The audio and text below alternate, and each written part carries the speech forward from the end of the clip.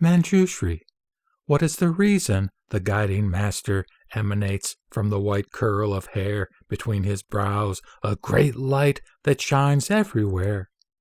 As blossoms of Mandarava and Manjusaka rain down, and the breeze of fragrant sandalwood delights the hearts of those assembled? By these causes and conditions the ground is adorned and pure.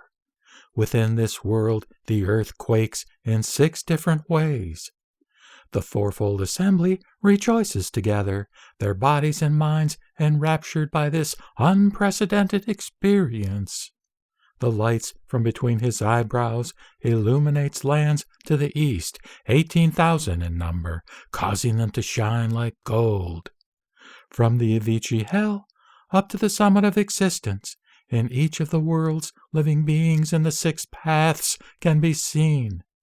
Their destinies in birth and death, their karmic conditions, good or bad, their consequences favorable or adverse, all are seen herein.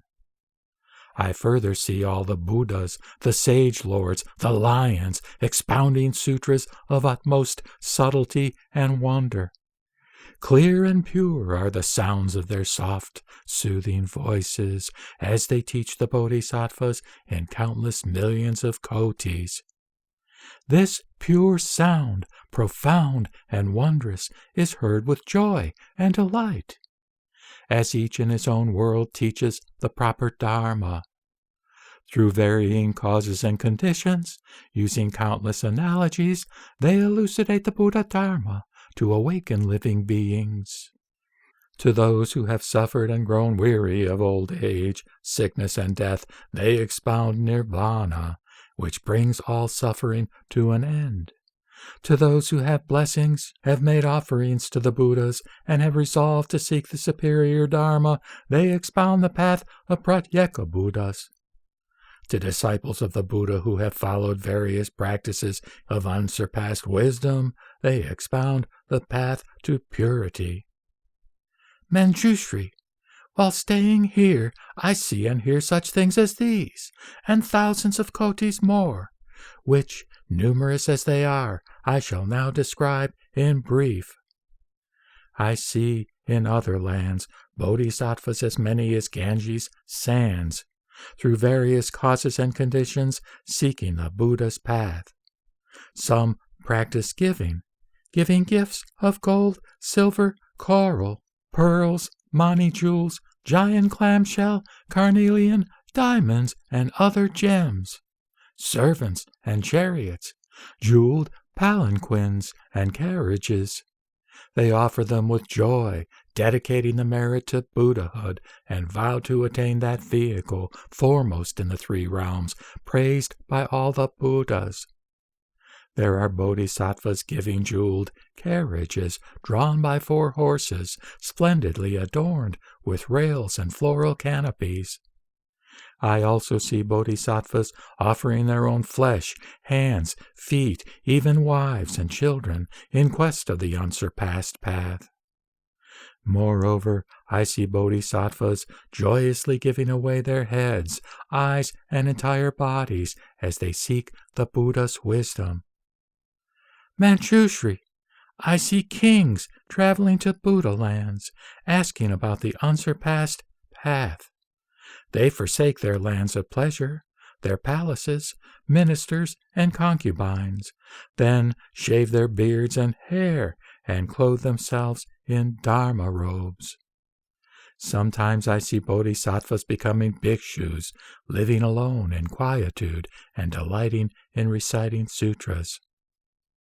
I also see bodhisattvas advancing with heroic vigor, going far into the mountains to contemplate the Buddha's path. I see those renouncing desire, dwelling in solitude, immersing themselves in profound samadhi, and attaining the 5 spiritual powers. I also see bodhisattvas settled in dhyana, with palms joined, praising the Dharma kings in thousands upon thousands of verses. Moreover, I see bodhisattvas of profound wisdom and solid resolve, capable of questioning the Buddhas, then upholding all they hear. I also see Buddha's disciples, accomplished in wisdom and samadhi, teaching Dharma to the multitudes through countless analogies. They delight in explaining the Dharma as they teach bodhisattvas, vanquishing all the hordes of Mara. They beat the Dharma drum. Furthermore, I see bodhisattvas meditating in silence and tranquility. Manjusri, there are bodhisattvas who, after the Buddhas enter parinirvana, make offerings to their sharira. I also see the Buddha's disciples building stupas and temples, countless as the Ganges sands, to adorn their lands. The jeweled stupas, lofty and wondrous, are 5,000 yojanas in height. Their width and length are exactly 2,000 yojanas. Each stupa or temple displays 1,000 banners and pennants of exquisite embroidery interlaced with gems. Its jeweled bells chime in harmony. All the gods, dragons, and spirits, humans and non-humans alike, constantly make offerings of incense, flowers, and music.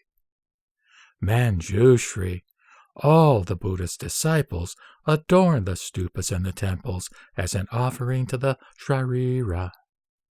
Their lands thus become breathtakingly beautiful, like the king of trees in heaven when all its flowers bloom.